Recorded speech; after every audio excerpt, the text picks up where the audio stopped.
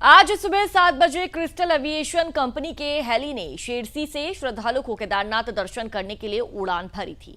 उड़ान भरने की कुछ ही देर के बाद कुछ कारणवश हेली में तकनीकी खराबी हो गई, लेकिन पायलट की सूझबूझ के साथ हेली को केदारनाथ हेलीपैड से कुछ दूरी पहले ही आपात स्थिति में लैंडिंग उसकी करा दी गई है, जिसमें सवार सभी यात्री भी सुरक्षित है। इस संबंध में जिलाधिकारी सौरभ गहरवार ने जानकारी देते हुए कहा कि जिला आपदा प्रबंधन अधिकारी द्वारा दी गई सूचना के अनुसार क्रिस्टल एविएशन कंपनी का हेली जो तीर्थ यात्रियों को लेकर शेरसी से केदारनाथ के लिए उड़ान भरा था, जिसमें तकनीकी खराबी आने के कारण हेली को आपदा स्थिति में केदारनाथ हेलीपैड से पहले ही लैंडिंग उसकी करा दी गई है, जिसमें पायलट की सूझबूझ के कारण बड़ा हादसा होते होते टल गया है। उन्होंने बताया कि पायलट ने अपना धैर्य नहीं खोया और सूझबूझ से आपात स्थिति में हेली की लैंडिंग की गई, जिसमें सभी तीर्थयात्री सुरक्षित हैं और सभी यात्रियों को बाबा केदारनाथ दर्शन के लिए भेजा गया।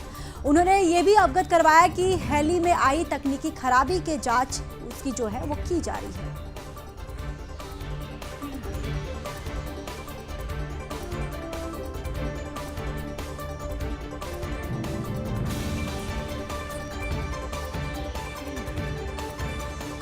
और इसी खबर पर ज्यादा बातचीत के लिए हमारे साथ कृष्णा उत्तराखंड से ब्यूरो चीफ जुड़ चुके हैं। कृष्णा, देखिए, उड़ान भरने के कुछ ही देर बाद हेली में तकनीकी खराबी आ चुकी थी, अब क्या कुछ अपडेट सामने आ रहा है? क्या हेली अब तक ठीक हो चुका है?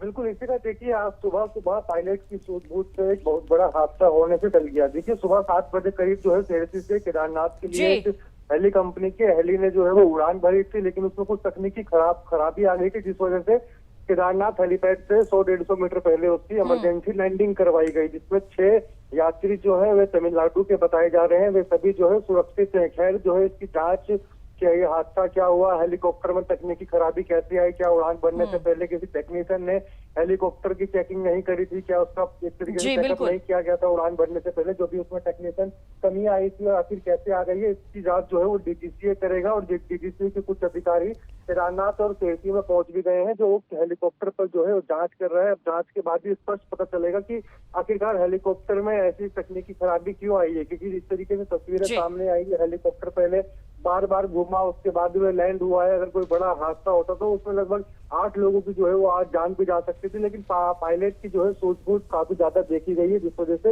एक काफी बड़ा हादसा होने देवभूमि में टल गया। अब आगे किस तरीके से डीजीसीए निर्णय लेता है, क्योंकि एक हेलीकॉप्टर जब उड़ान भरता है तो उसमें फ्यूल भी होता है, एक्स्ट्रा फ्यूल के साथ साथ कई तकनीकी होती है, जिसमें से आग, शॉर्ट सर्किट होने से काफी ज्यादा दिक्कतें आ जाती है। तो ऐसी तमाम जांच का विषय है। और जांच का विषय देखिए, पिछले साल भी तमाम सवाल हुए थे, पिछले साल भी हेलीकॉप्टर क्रैश हुए थे, लेकिन उसके बाद भी डीजीसीए ने कहा था पूरे नियमों को परखते हुए ही यात्रा में हेलीकॉप्टर लगाए जाएंगे। अब नियमों को ताक पर कौन केदारनाथ की यात्रा में इस समय रख रहा है, क्योंकि डीजीसीए के अधिकारी इस पर पहले से संज्ञान क्यों नहीं ले रहे थे, ये भी एक बड़ा सवाल है। और जो प्राइवेट कंपनियों को एक तरीके से हेली के ठेके दे रखे हैं, इन पर भी जांच एक तरीके से शासन प्रशासन को करनी चाहिए, क्योंकि ये हादसे जो है लगातार इस तरीके के हर साल देखने को मिलते हैं। कृष्णा, आपसे ये भी जानना चाहेंगे कि जिस तरीके से आप बता रहे कि एक बड़ा हादसा होते होते ये रुक गया, तो क्या प्रशासन और शासन की तरफ से क्या कोई प्रतिक्रिया सामने आई है इस हादसे पर?